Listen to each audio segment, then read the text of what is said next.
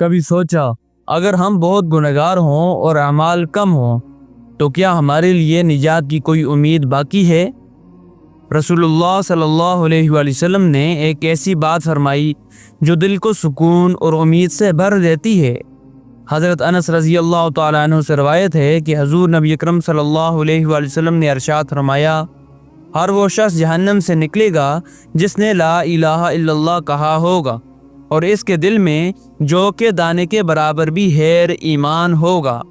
پھر وہ شخص بھی جہنم سے نکلے گا جس کے دل میں گندم کے دانے کے برابر خیر ہوگی یعنی ایمان ہوگا، اور آخر میں وہ شخص بھی جہنم سے نکلے گا جس کے دل میں ذرہ برابر بھی خیر یعنی ایمان ہوگا۔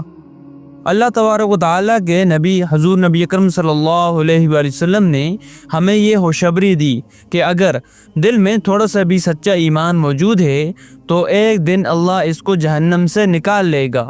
یہ حدیث ہمیں یہ نہیں سکھاتی کہ ہم گناہوں پر ڈھیٹ ہو جائیں، بلکہ یہ بتاتی ہے کہ امید کبھی نہیں چھوڑنی چاہیے۔ اگر دل میں لا الہ الا اللہ کی سچائی موجود ہے تو اللہ کا رحم اس بندے کو ایک نہ ایک دن نکال ہی لے گا۔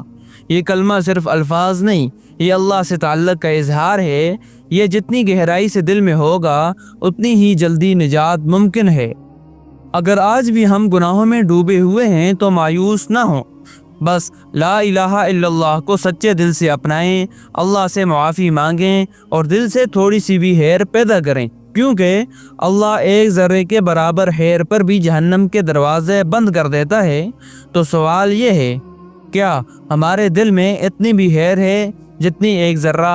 کیا لا الہ الا اللہ صرف زبان پر ہے یا دل میں سچائی اور یقین کے ساتھ؟